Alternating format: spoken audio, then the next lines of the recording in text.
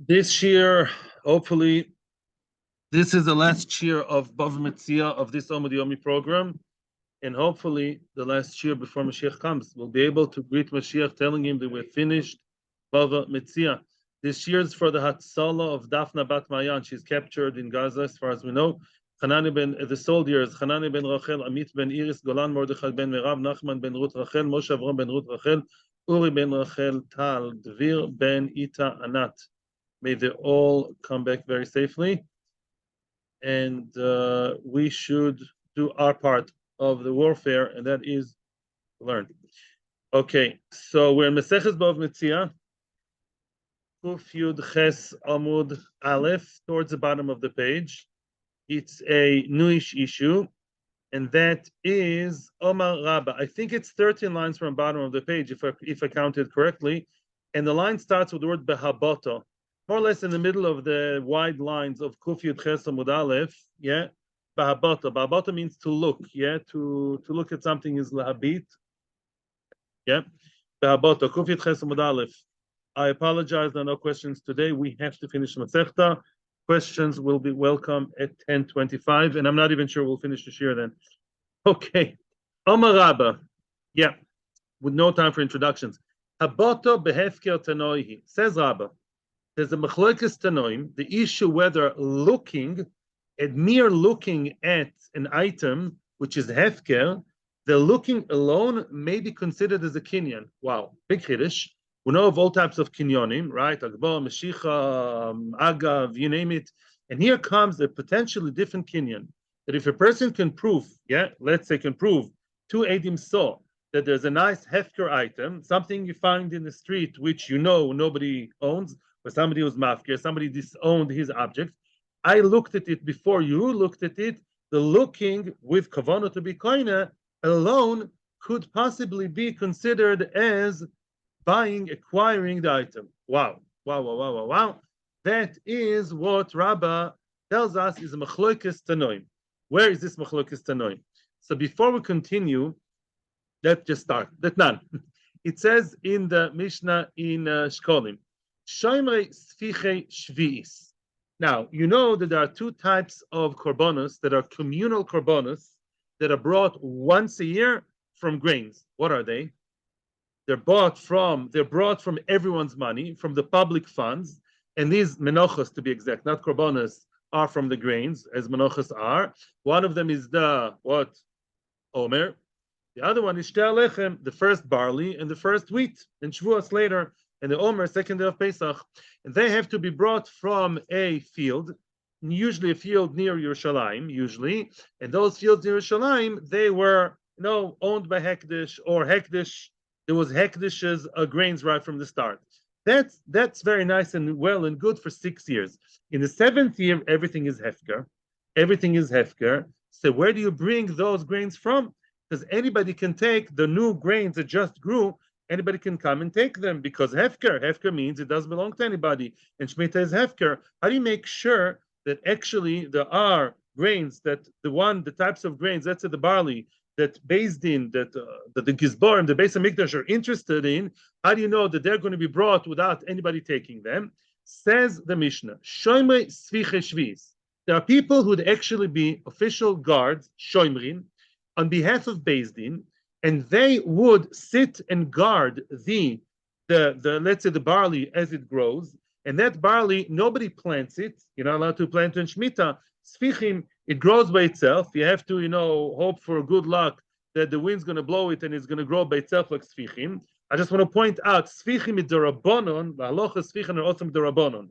Here, there's no choice. You have to use something growing on Shemitah. So rabbonon lifted off the bar, the gzera, so there will be good, nice barley for us to use in Shemitah as a korban. And there are people who guard those things.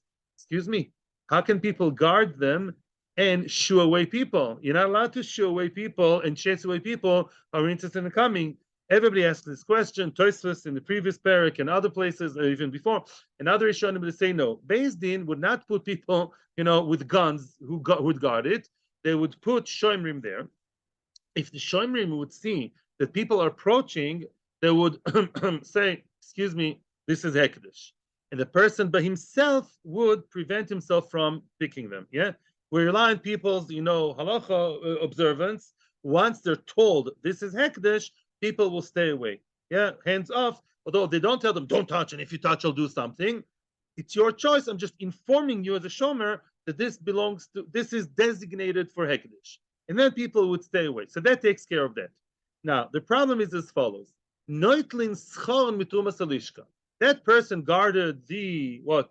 Let's say barley, yeah, for the oimer. He wants to be paid. He has to listen to this. He has to be paid from the public funds. He's not allowed to do it voluntarily. Yeah, it's very nice to volunteer. The entire country is volunteering now. Chilonim, Charedim, everybody. But now, no, this is something you're not allowed to do voluntarily. Soon you're going to know why. According to Tanakama, opinion number one, they have to be paid from the public funds of Beis Hamikdash called Trumas Alishka. Why? Soon you'll know why. Rabbi Yossi argues and says, no. What's mitnadev in English? Volunteer. A person who wants can just volunteer. A person may even bring it from his own place. He can just, be a shomer chinam without being paid from his own accord. He can sit there by field outside Yerushalayim. Could be even his own field that's not really his own during Shemitah, yeah? And just do it voluntarily, and that is okay. So according to Tanakama, they have to be paid. According to Rabbi Yossi, they're not allowed to be paid. Those guards who guard the wheat and the barley for Beis Hamikdash. Yeah, nothing is clear here. Omru loy. Now comes the punchline. Omru loy. The Tanakama people, Chachomim, now turn to Rabbi Yossi and say, Ata oimer ken. According to what you're saying, something terrible is going to happen. Punchline. Ein boin mishol tzibur. If the people would guard it themselves and would view it as their own wheat and barley, I guarded it, nobody paid me, it's mine. I could have taken it myself. I'm not working under Beth Din. I'm my own volunteer, and now I'm bringing it to Beis Hamikdash. That's my own personal mincha. So now what comes out is that the korban is brought by Mr. Shomer. Let's call him Shmuli the Shomer. Shmuli the Shomer believes that those wheat and barley that he brings, barley in Pesach and wheat in Shavuos, are his personal thing. Who said he ever gave it to the tzibur? And that's wrong. Yeah, and therefore he has, because obviously these are communal korbanos that have to be brought to Beis Hamikdash, but the tzibur. We are very used to donations being personal. That's not the case. Yeah, let's say korban tomid. Yeah, can you have a korban tomid brought? A big millionaire comes, whatever, from I don't know, from 5 towns, and he says, all the korbanos of Chodesh Cheshvan are mine. And no, you can't do that. It has to be everyone's money. It has to come from everyone's money. It's by everyone for everyone. So is the korban tzibur, the minchas tzibur of Omer and this. And therefore, says Tanakama to Rabbi Yossi, if the person looks after it himself personally, meaning voluntarily, it's his own thing, then if he is going to see it as himself, as his own, and it's not the public's thing, that is just the formula of the Mishnah. Now the question is, what's the argument? Why did Rabbi Yossi say that it is okay for a guy to look after it personally without being paid? And Chachamim were the only ones who were concerned that it's going to become a personal business, and therefore he has to be paid and has to be working under Beth Din with a salary. What's really behind the machloikes? We're going to see 3 different ways of explaining machloikes tanoim. Explanation number 1 is what Rabbi just told us now. My love, what is the story here? Must be the argument. It's as follows. The Tanakama Sova Haboto Behefker Kani. Tanakama says when this guard looks all the time, what does the guard do? Looks. He has to, fix his gaze on those barley stalks, right? Haboto Behefker, looking at Hefker, makes it his own. It's as if he picked it up himself, right? If he gets paid by Beth Din, then good. Because then he can't say, I acquired them. What do you mean you acquired? You're working for Beth Din, yeah? You work for a company, you're not saying the company is mine, you're working under somebody else. But if you're not being paid by Beth Din, you're becoming too independent, and you believe, and you may be right, not just believe, then the barley and wheat will be yours by looking at them, and that's bad news. You can't have personal money, personal korban, representing the entire tzibur. Something doesn't work right. The Rabbi Yossi Sova, why did he okay, yes, the guy just coming voluntarily, even from any field without being connected to Beth Din? Why?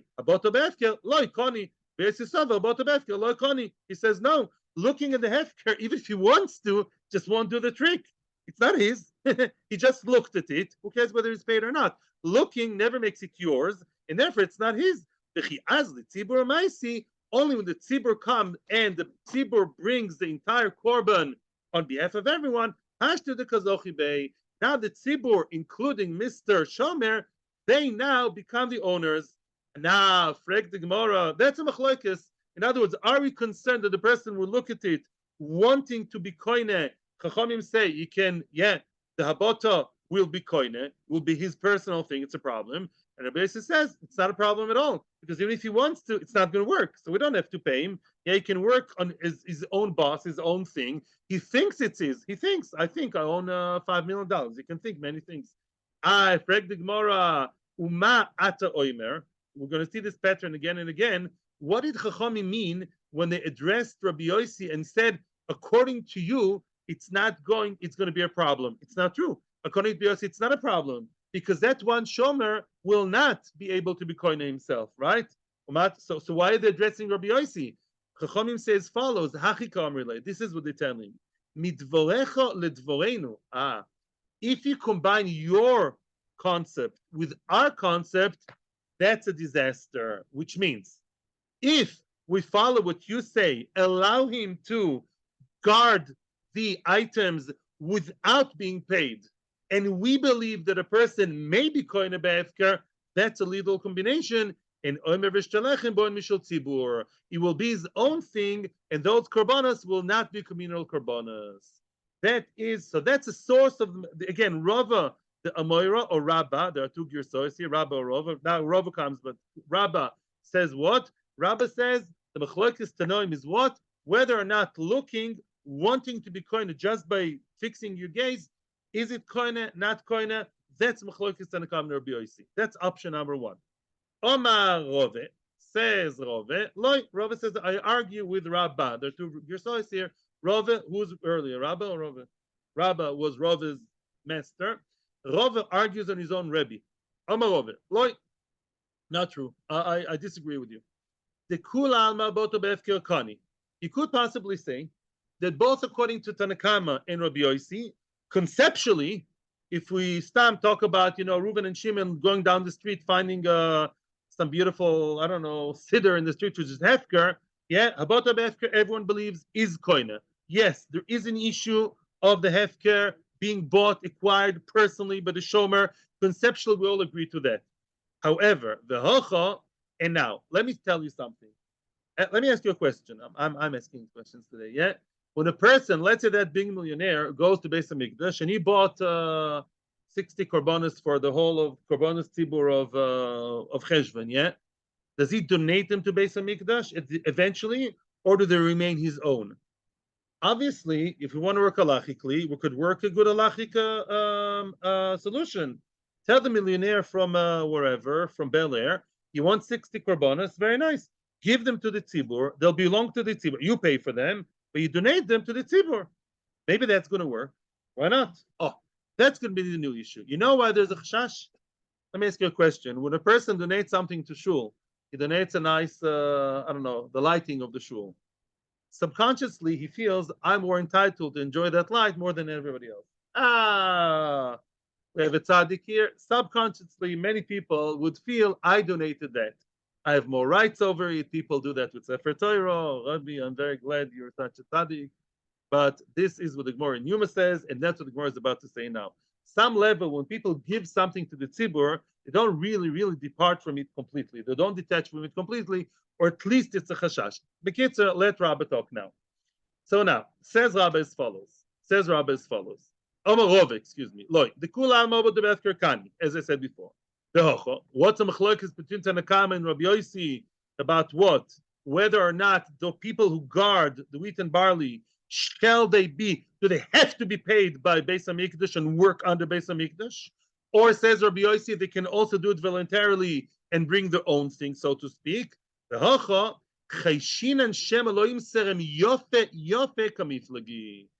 Rashi, there's a chashash maybe that a person who donates something to Beis Hamikdash, because that guard who works voluntarily and says, I guarded it, and it is really mine, because I looked at it bahaboto. And according to this stage in the Gemara, everyone believes that it was his at some stage because he looked at it, therefore it became his. The chashash is when he gives it to Beis Hamikdash with a big smile on his face, donation of Mr. So and so. Is he really giving it yofe? Is he really yofe, like 2 levels of consciousness? Yeah. Is he really internally giving it to Beis Hamikdash, or he still feels? Does he post all over the internet? The Omer that's brought is really the Omer I brought, and I'm not completely some level giving it to who? To the Beis Hamikdash. Are we, or aren't we concerned about that? That's a shaila. The Rabbanon say, yeah, Yavina le'agra, you have to pay him. You have to make sure that right from the start he's working under Beth Din, paid by Beth Din. Volunteering is very nice. Go to the Chayalim and volunteer. The Eloi, Chashinan Shem Elohim Serem Yofe Yofe. If you don't pay him, and up to a certain point he's working as a freelancer, so to speak, and it's his own thing, and he bought it by looking, and then eventually he's going to give it, there's a chashash, he may not give it properly, and you don't have a real korban here of the tzibur. It's his own korban omer. Everyone else is not yoytze with that. It's his own thing. You can't give your own omer and be motze everybody else. It doesn't work like that. It's not kiddush yet. Rabbi Yossi Sava loy chashinan shalom salam yofe yofe. Yossi says no. Rabbi Yossi is like parrots over here. Rabbi Yossi believes no. We're not chashish like that. We believe in human nature. We believe in people being so nice and benevolent and so kind and good. And we say yes. If he gives it to Beis Hamikdash, he gives it wholeheartedly, and it's his originally. Eventually, he gave it. When he gave it completely. Washed his hands away from it and keeps quiet and really, really gives it to Beis Hamikdash. That's Rabbi Yossi. Therefore, says Rabbi Yossi, I don't mind if he's not getting paid. Yes, it is his. So what? It was his up to a certain point. The Gizbarim know what they're doing. They're going to be coining it from him, and he's off the hook, off the story, out of the game. I frag the Gemara again. Umata oimer. So why did Chachamim say that according to Rabbi Yossi there's a problem? Rabbi Yossi himself would tell you there is no problem. The person, it was his. He looked at it and acquired it. So what? Acquired many things. Then he donates it, and it's all good. Says the Gemara, no. Again, you are good and we're good. But if we combine what you say with what we say, that's bad. This is what Tanakama told Rabbi Yossi. Nidvarecha lidvarenu. If we combine your words of what? Your halacha, I would say like this, listen to me. Your halacha with our reasoning doesn't work. Oh, Baruch Hashem, that's a formula. Your halacha l'maisa with our reasoning is a bad shidduch. Why? You say, let him do his own thing and be koine, and will be his own. Nobody has to pay him. He'll do it volunteering from his own place. But our reasoning doesn't work right with that. Right? We are concerned that what? He will not give it to Beis Hamikdash completely, wholeheartedly. And then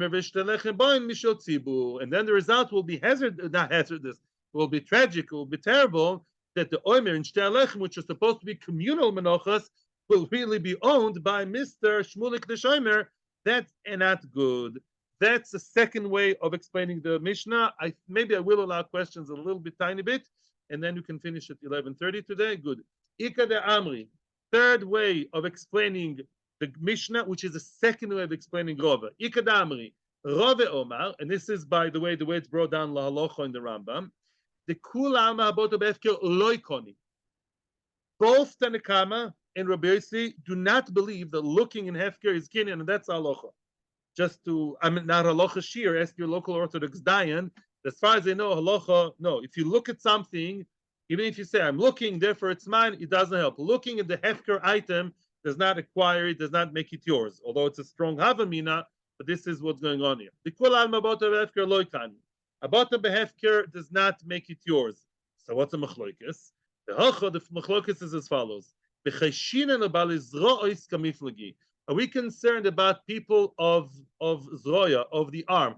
Are we concerned about people that are violent and pushy and aggressive? Meaning, some people, when they know, let's say the person who's working voluntarily, it's his own little garden, which is Hefker, and he voluntarily tells people, they know that this is his own personal garden, or a Hefker garden, which doesn't belong to anybody, and the person, as Sher Mechinam says, stay away, because it's Ekdesh. Mr. Thug, who really wants those royals, would say, who says you're working for Ekdesh? I'm not. I'm just volunteering. It's just you volunteering? I'll take the, what? the barley. It's just you. You're not working under Hekdesh. You against me? It's Shemitah, mister. It's Shemitah, says Mr. Strong Fist, Iron Fist. I will take whatever I want because you're just a nobody, just a regular guy. It's you against me. I'll take it. But She'enken, if we say that he's working under Beis Din, paid by Beis Din, and therefore is a really Beis Din worker, and there's money involved, and the person, the shomer, would stand up and say, "Excuse me, mister, this is what? Something designated to Ekdesh, and I'm an official Beis Din worker, Beis HaMikdash, excuse me. I'm a Beis HaMikdash worker, and this is, name tag, so and so, Beis HaMikdash.co.il, yeah? I'm under Beis HaMikdash. Oh, then most people, even the Baal wrote, no, Beis HaMikdash, I don't want to mess up with. That's the idea. Are we or aren't we choishish to that situation? Now everything will be very clear. The Tanakama Sova, in the last line of the Amud of 2 days ago, the Tanakama Sova, Kufit Chesamad Aleph, the bottom of the page, the Takino Abona Lemesavli Arba Zuzi. Chachami made it takona that it should get 4 zuzim. I don't know why 4. I didn't see it in the Forshim. I think 4 zuzim is like a symbolic amount of money. It's not a lot. 4 zuzim is not a million, yeah? Chachami made it takona that this person should receive 4 zuzim even if he wants to volunteer, say, no, we don't want you to volunteer. We want you to work under us, even in a symbolic way. People that are the thugs, the aggressive people, should know about it. Yeah, they should know that there is money involved, and you can say, I'm a paid real worker by Beis Din, because volunteer is not the same. Yeah, and then they would stay off. They would basically, hands up. Hekdesh, are you working for Hekdesh? Oh, I know it's Shemitah, but I'm not touching stuff that is guarded by an official paid worker of Hekdesh. That is what Tanakama holds. Rabbi Yossi says, no, they didn't make this takana because they're not concerned about it. Rabbi Yossi says, I believe in people being so nice and amazing and good. And therefore, the Baal Rois, even if they know he's just volunteering and he's not being paid, they would still will not be interested in bothering and stopping the process of Beis Din. They also want the Chita, the Soyer, to come to Beis Hamikdash, and we're not concerned about that. Therefore, even if a person is just his own gig, his own thing, it's also okay. We're not concerned about these aggressive people. We are in Kuf Yud. Oh, look, you can see the end of the beauty. Umata Oimer, what does it mean? Chachomim tell Rabbi Yossi, according to you, there's a problem. No, according to Rabbi Yossi, there's no problem. It's all very good. He volunteers, and still people will stay away. Everybody is good. Everyone wants to keep the Arabat Tzdukim and Baitusim. The question came to my mind. Not everyone Beis Hamikdash was so from. I guess even Tzdukim and Baitusim would stay away. I don't know. They believe in Oimer and Shtalechem. It's right, their own version, but they also believe in that. Yeah. Achikam relay. This is what Tanakama tells Rabbi Yossi. Oh, if we combine your halacha lamaisa with our logic, something's not going to work right. Ein boin mishal tzibur. Then the wheat and barley, the oimer and shtalechem, will not be brought from the tzibur. Why? Because really, why? Why not mishal tzibur? Here Rashi is in trouble. Why want to be with tzibur? Yeah. Soon Rashi is going to explain why. Because lamaisi here, there's a question. There's a big question. Let's say according to Rabbi Yossi, that guy was nice enough or tough enough, or I don't know. He managed to stave off all the Baal Rois. Then eventually it will be the tziburs, right? Because the Sabbat is not koine. Why is that an issue? Rashi gives a brilliant answer. Yeah. I will read it inside, although we don't have much time, but we have time for Rashi. Says Rashi, look at the third Rashi in the page. Ledvoreinu. The Sfirl and the Tekino Rabbanon are bozuzim in a truma. L'shomer sfichim. What did we say? Part of Beis HaMikdash's annual expenses, and Beis HaMikdash was an extremely well-organized place. You know that? My wife said that she thinks Beis HaMikdash was run by Americans. Yeah.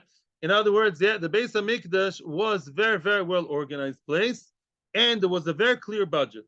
If part of the budget is what? 4 zuzim for what? For those guards of the Oimer, right? And then says Rabbi Yossi, okay, he's such a nice guy. No, I don't need the 4 zuzim. No, it's beseder. I'll do it on my own. And and let's everything work right. No aggressive people came. What's the problem? Let's go back to Rashi. The guy's moich the 4 zuzim. Something in the budget is wrong. Why? You have 4 zuzim in the kitty of Beis HaMikdash that really belong to someone personal, designated to one individual. Wow. 4 zuzim are mixed there somewhere with all the other money, and those 4 zuzim belong not to everybody, they belong to Mr. Shmulik Shomer. As much as Beis Hamikdash is organized, mistakes can happen. And eventually those 4 zuzim will not be set aside, they will be mixed with the rest of the money. And then one day you'll buy with those 4 zuzim Tmidim Musafim. You'll buy with that communal korbanos. The Shar Korbanos Tzibur and Tmidid Mishal Tzibur. Comes out that 4 zuzim, let's say you buy a shepsale, and that shepsale of, I don't know when, Tesvav Kislev, you bring a sheep worth 4 zuzim, it's those 4 zuzim, in Tesvav Kislev, those 4 zuzim are not communal. They're brought with the money that was designated for Shmulik that Shmulik didn't take. That's a problem. Wow. Omar, B'chiyasa Rabin, Siberia is not a nice place, I'm telling you. Siberia, I heard very, very bad descriptions by Siberia, the Gulag, we don't want to go there. B'chiyasa Rabin, Omar Rabbi Yochanan, so and Rabin said, he also quotes Rabbi Yochanan, and that's halacha, Choshish and Abal Izrois, Ika Beinayu. We're Choshish to Abal Izrois. That's the difference between them, which means, Abota Be'efker, let's summarize the halacha, the third pshat, which is the halacha. And that is, everyone agrees, Rabbi Yossi and Chachamim agree that Haboto, looking in Hefker does not make you acquire Hefker. It doesn't. Yeah. It does not acquire. No. So what's the issue? Chachamim say we're concerned because we say the Bal is royal is people. If you're not paid by Beth Din, you're not a real Beth Din worker, people will belittle your position. Who are you? You're a scarecrow. You're not really representing anybody. And I want this barley. Bekadosh will find it for somewhere else. You're just doing your own thing. Get away from me. I want to get those barley. Chachamim were concerned about that, and they said, therefore, you have to pay the guy the 4 zuzim. Otherwise, there's a problem. The only questions that are allowed right now are questions of I did not understand. Please repeat. Otherwise, we're continuing. Thank you, Mishnah. Yeah, is that your question? You didn't understand, or you have a?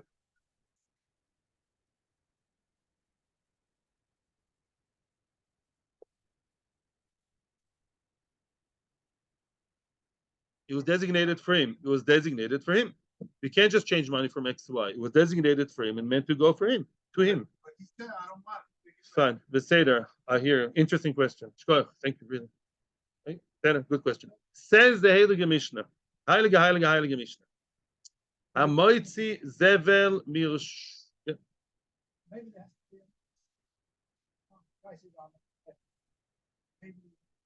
Also, thank you. Yeah, also, it's it's actually my fault. No, thank you for your question, and then we continue. It's not that there's one specific shomer, yeah? It's not that there's one specific shomer dafka. They're designated for a shomer. So that one shomer, we don't even know who he is. That one shomer was designated for Mr. X, we don't know who he is. So he's not there to discuss it with Beis Hamikdash. I think that's the idea. We don't know who Mr. X is, but there are 4 zuzim belonging to Mr. X. It's much worse. They're being goizel from someone you don't know who it is. Not exactly the same. Possibly that's the answer. Maybe. I hope I'm not wrong. Amoitzi zevel. Let's talk about zevel.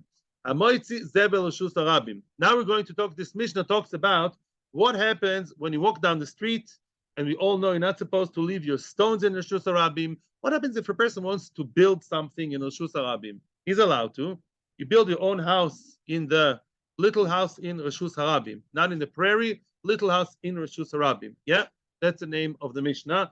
And while you're building, you're building, and there's stones, and there's bricks, and there's cement, and all kinds, and people may trip over. But on the other end, well, you have to build your house with permission from the area. What do? Let's say all kinds of things that are semi-problematic. I'm allowed to have them in Reshus Harabim. On the other end, something may happen to people, trip over. Well, what's going to happen to this gray area? Says the Mishnah case number 1. Be'ezras Hashem na'aseh v'natzliach. Amoitzi zevel Reshus Harabim. Zevel here doesn't mean garbage. It means what? It means manure, fertilizer. But fertilizer is really natural fertilizer is something that comes out from the cows, v'chulei, and you take it out to Reshus Harabim because your friend told you, I want you to give me your zevel, and I'll take it to my garden, to my field, to fertilize naturally, to fertilize my field. And you left it there in the Reshus Harabim for him to take it, and it stayed there for 3 days until he took it. Is that okay? Says the Mishnah, no. Amoitzi zevel Reshus Harabim. The one who takes out the zevel and pushes it out to Reshus Harabim. Amoitzi v'mezabel. Make sure that the system works quickly. which means you take it out, make sure that your friend, or sometimes it's yourself, will quickly get rid of it and basically deposit it and takes it to his own garden before we get to see that. Yeah, ASAP, quickly. I don't know exactly how quick, but it has to be done. You can't leave your zevel, your animal dung, in Rishus Harabi. Although we're going to say it's not so simple, but that's the opinion of our Mishnah. Second case, en shoirin tit b'Rishus Harabim. People back then, from what I figured from Rishonim and Achronim, people back then would take cement, yeah, what we call cement, not exactly modern day cement. They would mix mud with, like in Mitzrayim, with straw, right? So at the beginning, you have this tit, this cement, this mud, which was in a more raw state, and you just leave it there for a while. Yeah, you leave it there. You're not allowed. Yeah, sometimes, says Rashi, in some places you leave the cement for a long time when it's still wet. And Rimiri says, I saw every once in a while you stir it, maybe so it doesn't harden. Yeah, you're not allowed to do that in Rishus Harabim. You're taking people's space. Either they're going to trip, or you have a whole bath there. You know, they have this like bath, the builders, right, with what they build inside. Don't do that in the middle of Rishus Harabim. And if yes, you're liable to anything that's going to happen. Then loivnim levenim. Also, don't create the levenim. It says Rashi gives all this description over here. You're not allowed to create bricks in the Rishus Harabim. You take the whatever the bricks are made out of, and you start cutting, and it takes a long time until they dry. The whole process of actually creating the levanim takes time. The bricks, don't do that in Rishus Harabim. Yeah, it's taking space, and do it in your own house. You don't have room in your own house.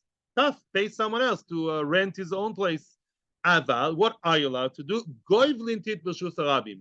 At the last stage, when the tit is actually about to be, cemented, about to be used in the building, you mamish atatot, the last stage before the building, and you mix the tit with straw, whatever that is, in order to right away put it in the building, that you're allowed to. Because that process is already one stage before the real building. It doesn't take a long time, that you're allowed to do.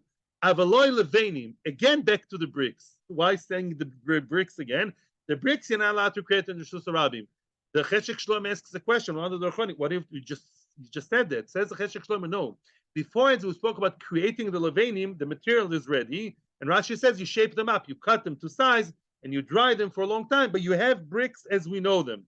This is levanim, the first stage, when you create the levanim, when you actually create the material of the levanim. You create the material when it's still wet, that you're not allowed to do either, neither stage of levanim. So the only stage you're allowed to do is mamish, the stage of the tit, the cement, right before the building. Minimize your building time, yeah, in Rishus Harabim. Now, haboyne b'Rishus Harabim. What happens if you do build in Rishus Harabim, and what can you do? Yeah, let's say up until now, you can say, maybe the guy is building his own house and he's using Rishus Harabim as his machsan, as his working area. That's wrong. But what happens if I'm building in Rishus Harabim? Then, nevertheless, it's still not allowed. Hamevi avoni mevi v'aboyne boyne. You're allowed to bring your bricks, your stones there right away. What do you mean right away? In order that the boine will build them right away. In other words, I'll give you a good example. Let's say it's Friday. Nobody builds on Shabbos, right? Except for some silly trains in Israel, yeah? But usually you don't build in Shabbos. So on Friday, make sure that your stones and your bricks are taken away from Rishus Harabim, because it's not immediately before the building, right? You have to make sure that the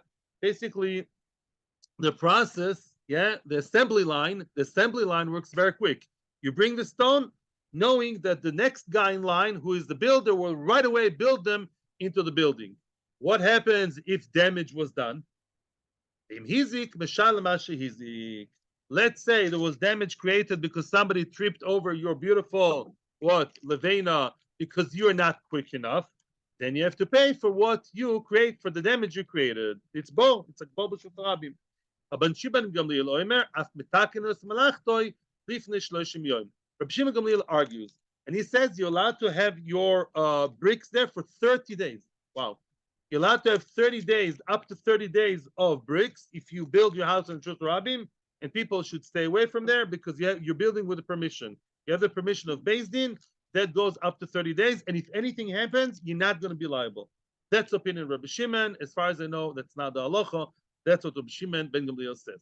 Says the Gemara. So what did we say at the beginning of the Mishnah? Yeah, hopefully everything will be clear when we see the Gemara. The Mishnah at the beginning said what? The Mishnah said that if you have your manure of the animal, the dung of the animal, you're not allowed to throw it into the street, to spill it out of the street, unless you know that very quickly, soon after that, the next person in line will take it to his garden, to his field, to fertilize. That was said at the beginning of the Mishnah. Let's assume that our Mishnah does not follow the opinion of Rabbi Yehuda, first wide line. First wide line. The Tanya, it says in the Brisa. Rabbi Yehuda Omer, when a person, there's a difference between winter and summer. During the winter, in the times of the Gemara, you know that in the times of the Gemara, of the Mishnah especially, the streets were not paved. Streets were not paved. Yeah, I think something started later, but maybe the Romans, I don't know. But the streets were not paved. Yeah, and therefore the street was all muddy. It says it many, many times in Shabbos and other places. The street was muddy, like in Africa in some countries. The street has no pavement, and it's all muddy. So when it's all muddy, people anyhow have to wear good boots, and they don't mind so much if the dung is also thrown over there. That's called Sh'as Tzos Volim. It's a time when it's normal for people to throw away the garbage meaning manure, to the street. If it's normal anyways, yeah, if it's kind of not really harming anybody, a person is allowed to actually take out the dung to Reshus Harabim. Now you're going to see the Chiddush. People have an interest to leave the dung in Reshus Harabim for a long time. Why? We learned that in Bava Kama. Oh, that's what I like to hear.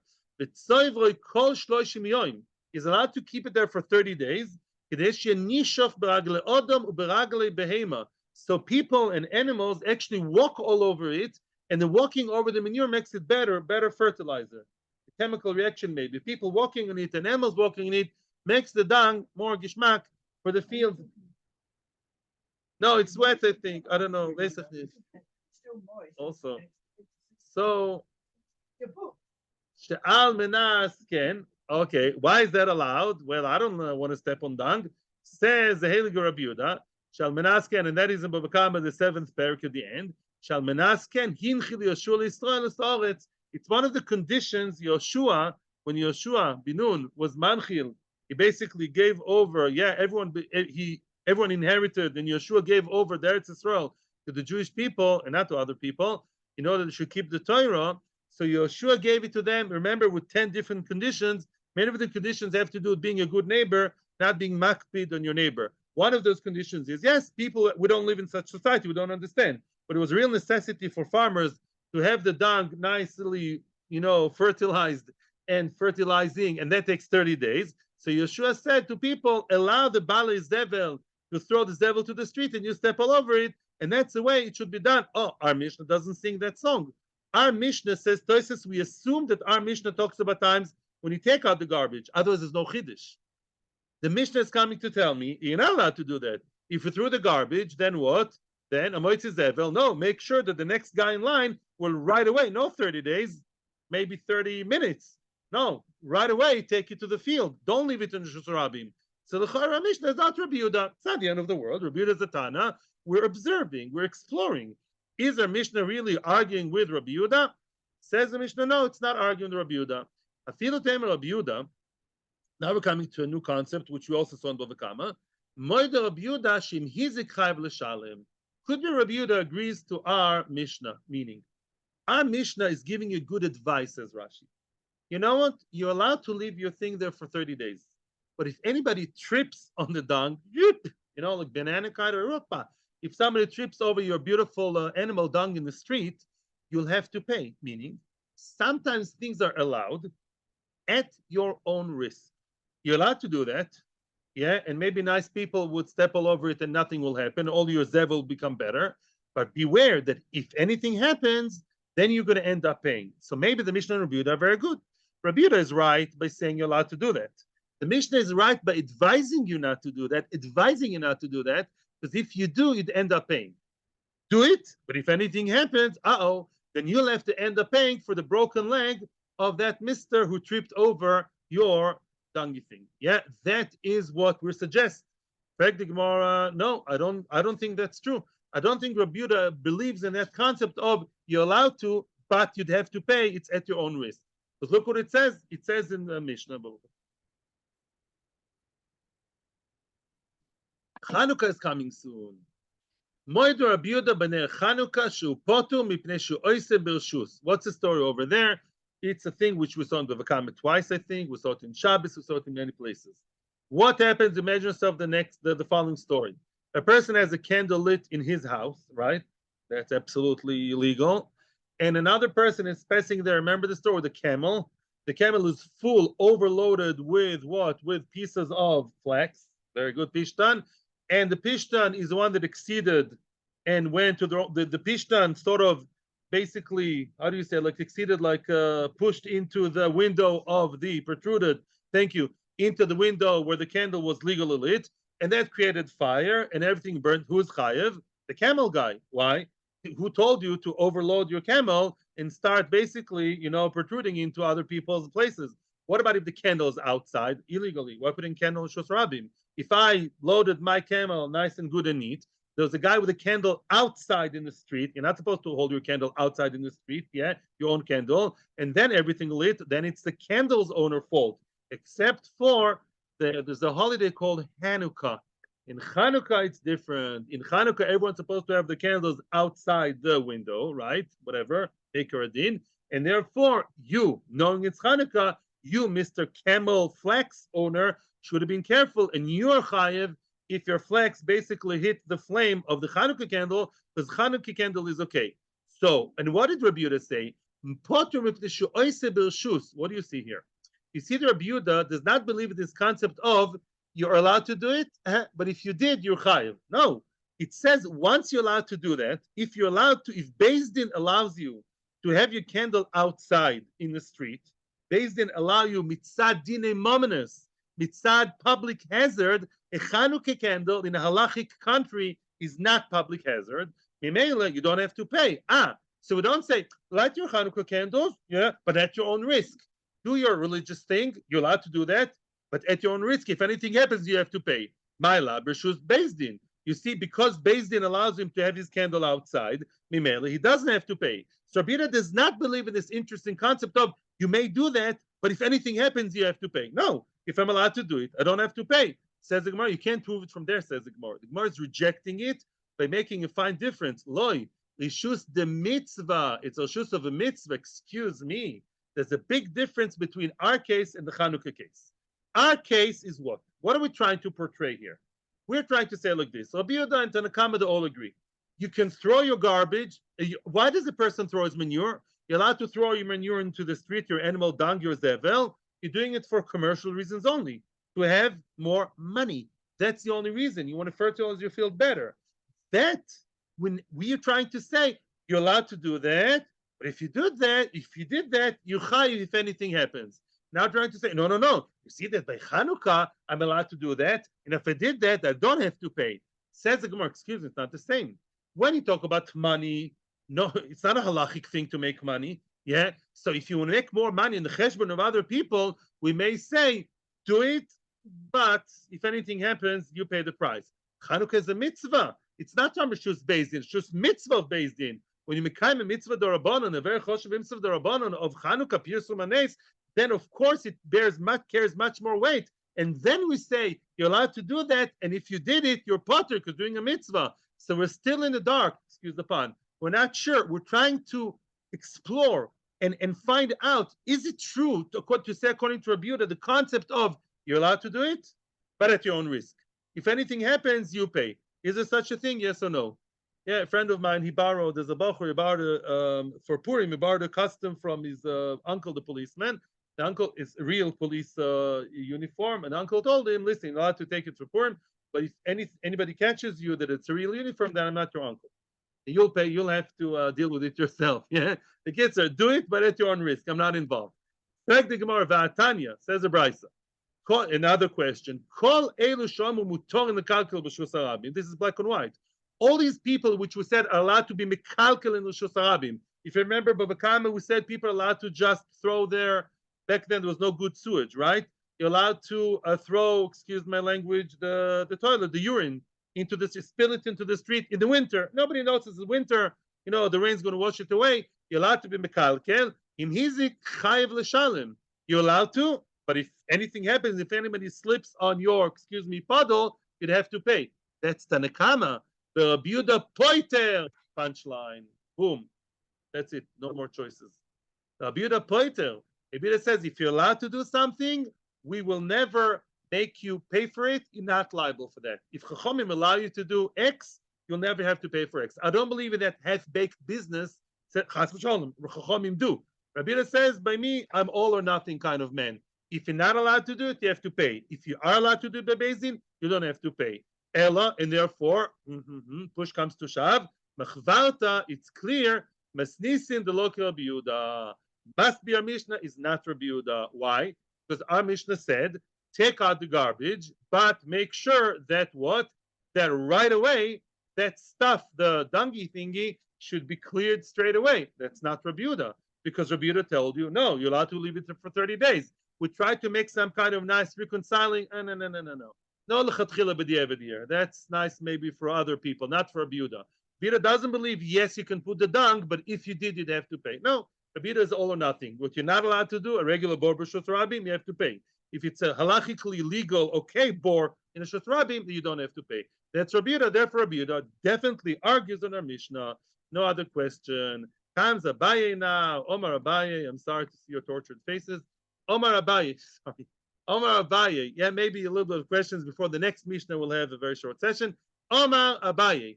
What does Abaye do many times in Shas? And we saw to that Kufit Gimel. Abaye, how do you say it in nice English? Collects.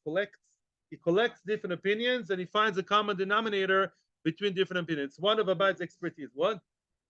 Collates. I was saying collates. Omar Abaye. I know this word from the printer. Omar Abaye, says Abaye, Rabbi Yehuda, Rabban Shimon Gamliel, Rabbi Shimon, only 3 Tanoim, Kulu Sviralu, they all believe in the same concept in different aspects, but all believe in the same concept. Kol Nokum Shenosu LeChachamim Reshus Behizik, whenever Chachamim allow you to do something, and it may be hazardous, but Chachamim allowed you to do that, Potu, you're potter from your potter, you're exempt if anything happened. If we allow you, we have your back. Yeah. If you are allowed to do something, then we're not going to say you're allowed to do it. But if anything happened, you're liable. No. Those 3 Tanoim do not believe in that. They are all or nothing.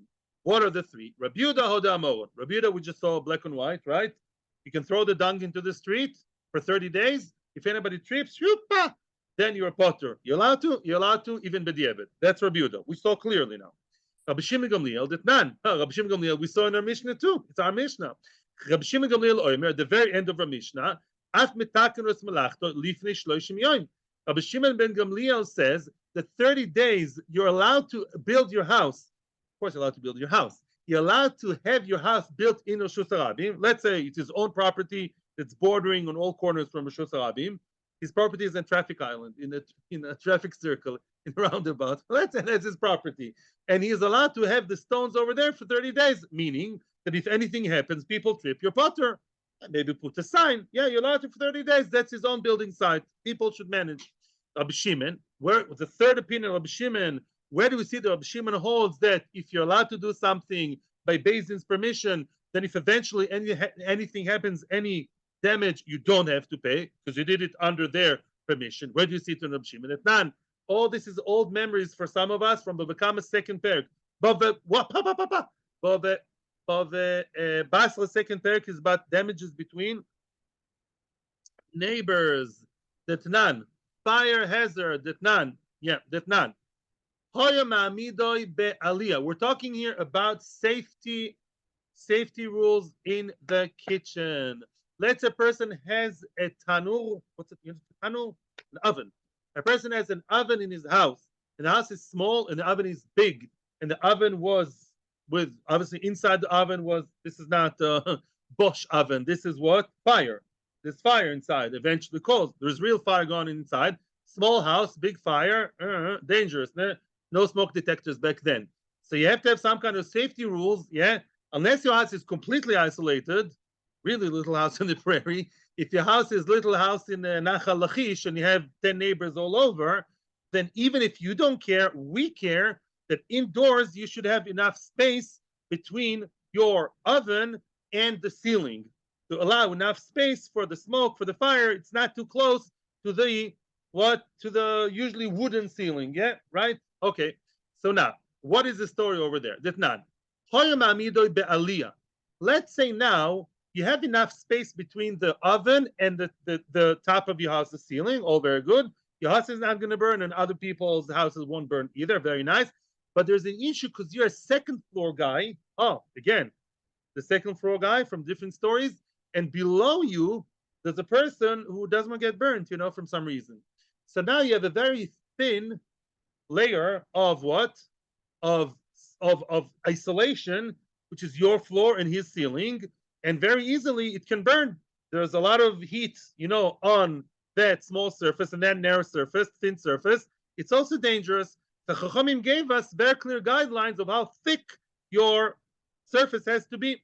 So what does it say? You have your oven in the second floor. Below you is Mr. I don't want to get burnt. Maziva, remember Maziva? Remember Miss Maziva? Yeah, Maziva is the extra layer on top of the basic wood, right? You have 3 tfachim, that's not so little. 3 tfachim could be 30 centimeters. If you're Chazonish, it's almost 30 centimeters. How much? 9.6 times 3, I don't know, whatever. Almost 30 centimeters. That's not, it's a gazun, besides the tikra. 30 centimeters of cement. That's Maziva. You have to have that to make sure there's enough isolation between the heat and the guy underneath. Ubekira tefach. That's in an oven. Kira is a kind of oven which is much less, not as hot, not as powerful. Etanu is conically shaped, and the heat is very, very strong. Big nafkamina for Shabbos. A kira is that way. Kira is 2, and it's wider, and it's not so concentrated, and therefore, and it's more like elongated. The heat is much less intense. It's enough to have 1 tefach, one layer of 1 tefach, not 3. Because the heat is much less. Says to the Kama, oh, says to the Kama, not Reb Shimon, even if you followed all the safety rules and all the hazard rules, still, if anything happened and you burned the guy underneath burnt, you have to pay. Beware of that, like an extra deterrent. Says Reb Shimon, no. Reb Shimon says, what do you mean? No, the only reasons we gave him all these instructions, all these shiurim, 3 tefachim, 1 tefach, is to make sure that you're covered. That's like the insurance, kind of. If you follow the rules and still something happens, it's not your fault anymore.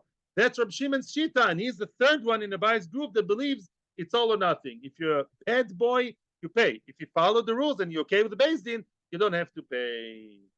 If anybody has a question which is I did not understand, or please repeat, I'll be happy to hear these questions. Tono Abonon. This abraisa is about common responsibility. When you have one process of building, and in the process of building, there are many people involved. There's like an assembly line. Yeah, that's how building works, right? One person deals with one part of the job, gives it over to the next person, etc. Tono Abonon. Chatzav here means a person who cuts the stone from the actual from the quarry. I don't know this guy's called the cutter. The one actually takes the raw, rough stone. I'm not sure that's the mason. That's the next, the quarrier, the quarry guy. Shemosar lesatat. He gave it over to the guy who dresses it. I think that's a mason. He gives it over to a guy who makes the shape nice, who dresses, who smoothens it. The guy who makes who shapes it nicely. And then something happened. The stone, once it's been nicely shaped, in the hands of the satat, under the responsibility of the satat, the one who shapes it up, it fell and broke someone's leg. Lo aleinu. Then hasatas chayev, because it was under the satat's his line of work, it was in his part of the job. Then the satas has to pay. You may ask what's the chiddush? Of course, it fell from him. Soon you're going to see what's the chiddush. Hasatas shemasar lechamar. Next, what? It's not a Mishnah, it's a Brisa. And that's the only place that it appears, as far as I know. Yeah. Hasatas shemasar lechamar. A satat gave over to a donkey driver, because up until now we were in the quarry, in the area where they create the stones. Now he gave it over to the donkey driver who schleps it to town, where the building will be built. Achamar chayev. Then the stone fell, and by the way, either the stone damaged others, or the stone itself was damaged and broke. Either or. The chamar is chayev, because it's under the donkey driver's responsibility. Then the donkey driver gives it to the one who carries it on his shoulder. the porter, to the one who carries on his shoulder, on his katef, the shoulder carrier, a katef chayav. Then the shoulder carrier is the one who's chayav. If anything happened, it fell off his shoulder, is chayav. A kataf shemasar lebanai. A kataf shemasar lebanai. The kataf gave it to the builder. The builder is the one who, what? Yeah. A banai chayav. The banai is the person who just plonks it in the building side, but he's not the one who actually aligns it very nicely. The next guy, who's the last one in line, abanai shemasar leadrichal. What's adrichal? Very good. I'm impressed. In modern Hebrew, adrichal is architect, and it's based on that brisa. Adrichal really is a person. Yeah, he's a designer. He's the architect, but he's the one who also physically. He doesn't sit in his office. He physically takes the stone and he aligns it very, very nicely and very precisely. The banai just plonks it there. The adrichal is the one who really, really very carefully aligns it and places it in a perfect position. And let's say it fell from the hands of an adrichal and broke someone's leg or broke itself. Adrichal chayiv. The adrichal is chayiv. The question may be, what's the chiddush? The chiddush is as follows. The chiddush is this person who ordered the job. When you build a house, unless you build your own house, maybe it's different. Even people build their own houses. They usually, not always, they sometimes, mostly, they don't pay each and every one separately, right? I pay one guy, I pay the whole group of builders, and then they split the money between themselves. I'm not dealing directly with each one. So Havamina would be that what? That if really, not only Havamina, soon we'll see another thing, that although it fell from the hands of one guy, because he's working for a group of people who are all paid together by Mr. Owner, maybe all for one for all. Maybe they all have to pay for it. Kamash Balan, we don't say that. Because Lamais, it fell from his hands, and Odomuad La'oilam, a person is always Chai for Nezikin, therefore is Chayev. What happens if the Adrichal, Mazel Tov, we got to the late stage, Adrichal went away, removed his hands from the final job, which there are like 6 people involved, and then it fell and damaged, then they all have to pay. Once the Adrichal is off, right, and you can't blame anybody here. Yeah, teamwork means you can blame someone else. Yeah, so you can't blame anybody in particular because it's been laid there and everyone's away from it physically. Now it fell. We can't allege and connect and designate to any particular person. So is chayiv everybody together. They all have to share because now there's no ma'aseh beyadayim. There's no ma'aseh beyadayim. It fell from my hands by mistake, but rather it's responsibility as builders. Builders' responsibility. They're all being paid together. They all have to pay together. 1 second. There's another brisa that argues and says that only the last guy is chayiv, the adrichal, and everybody else is potter, even after it left his hands. And here you say everyone has to pay. Here you say only the adrichal, the last one, has to pay. What's the machlokes of the brises? It's not difficult. Kan beschirus, kan bekablonus. Very good. If it's schirus, if the Mr. build your dream home, the one who's the Baal Abais, schirus, he pays each and every one separately. You paid each and every one separately, even after the Rechal left it, because it's under his achrayus. He's the last one to be seen in the scene of crime, so to speak. It's the responsibility is divided to each and every person, even if they don't touch it. Because schirus, I talk to you, the adrichal, directly. Don't point fingers at others. I pay you adrichal separately, not as part of the builders group. You have to pay separately. But kan bekablonus, if you pay everyone together bekablonus, I pay the entire group an entire amount of money, like kablan. That's what kablan is called, kablan. He pays everybody else. Yeah. Mainly, the adrichal can say no. It's not just me. Everyone else is responsible as much as I am. Thank you very much. So eventually, we didn't finish the Mishnah. Thank you very much. The Mishnah tomorrow bring 2 Gemaras, Bava Metzia and Kiddushin. Yeah. Tomorrow we're going to see Bava Metzia, the last Mishnah till almost the end of the Masechta, and then we're going to start Bezos Hashem Kiddushin. See you all there tomorrow, Meretz Hashem.